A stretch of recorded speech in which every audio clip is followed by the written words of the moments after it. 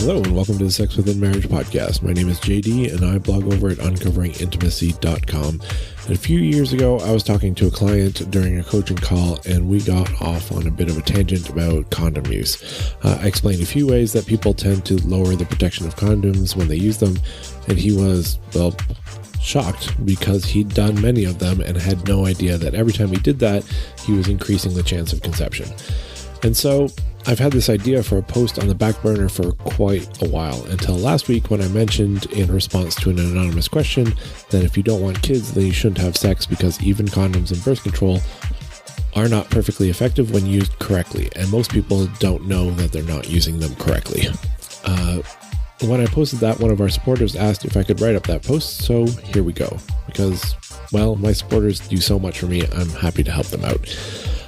In this post, I'm only talking about birth control side effects, not the effects that this could have on STDs and STIs. I'm also not going to address every birth control method, just the three I hear about the most. I'm also not going to be discussing natural family planning because that is, at best, a delay method, not a method of birth control. So here are things you may be doing to mess up your birth control plans. We're going to start with condoms because that's how this idea started.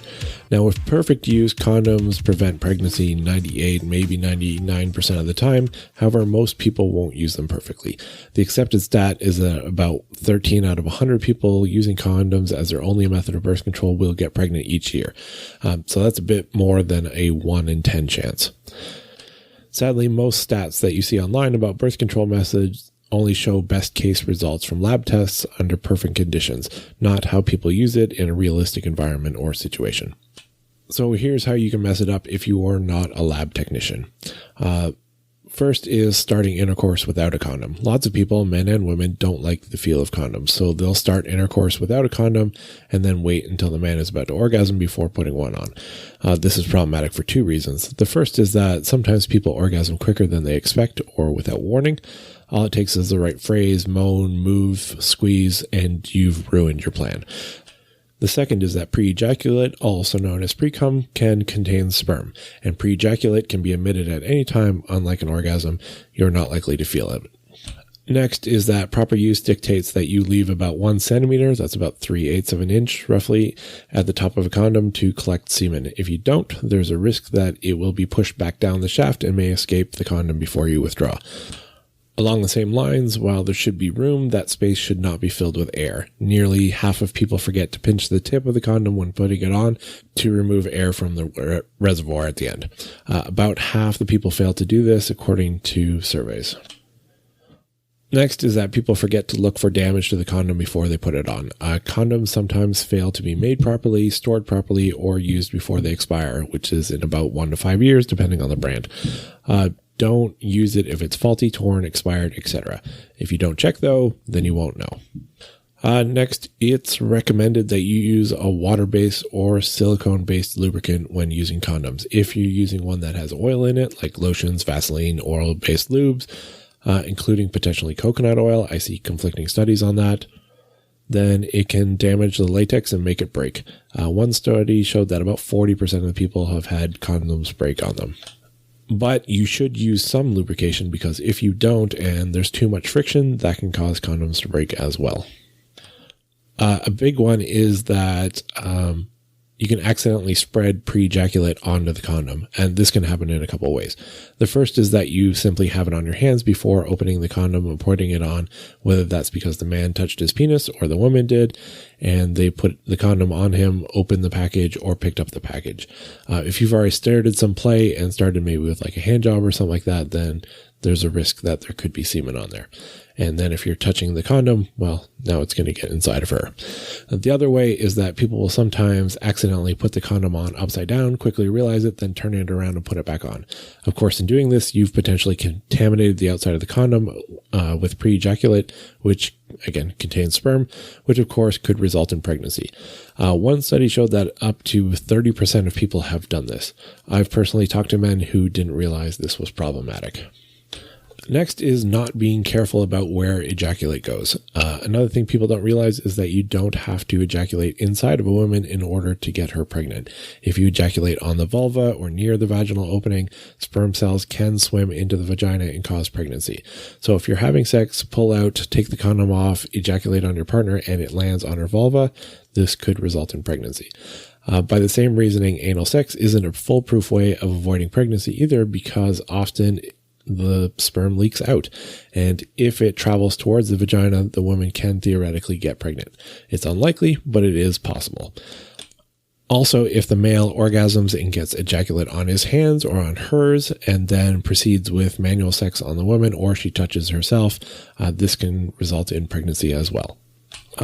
People unroll condoms the wrong way sometimes. Condoms should be put on while they're still rolled up and then rolled down the penis. However, some studies show that up to 25% of people unroll it first and then put it on, and that can lead to damaging the condom. Don't do that. Not unrolling the condom the entire way is also problematic, because they are designed to be unrolled the entire way to provide enough surface area and friction to keep them on. If you leave too much of it unrolled, then it can come off mid-session, and, well, then it's not helping you at all. Not withdrawing quickly enough is another problem. While it's nice to stay together and just be intimate after orgasm and hold each other, unfortunately, this can be a problem with condoms. The longer you wait, the higher the chance ejaculate will migrate down the shaft, or the condom will slip off as you lose your erection, increasing leaks and the chance of pregnancy. And lastly, storage. Condoms are meant to be stored at room temperature and are not designed to withstand very hot or cold conditions. If you left them in a car during the summer or winter, then they are suspect. If you leave them in a cottage that isn't heated all year round and you get freezing temperatures in the winter, don't trust them. And those, I think, are all the ways that I can think of that you can incorrectly use a condom that will make them work less effectively. Some are minor, some are pretty major, but each of them drops that protection down from that 98% that exists in a lab by trained technicians down to the 80 whatever percentage that we see in real life. Next, I just want to talk about birth control pills for a bit. Hormonal birth control pills have a similar claim, about 99% effectiveness if used properly.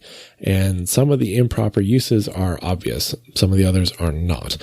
For example, skipping a pill or forgetting to take them for a day or a series of days obviously will negatively impact the effectiveness.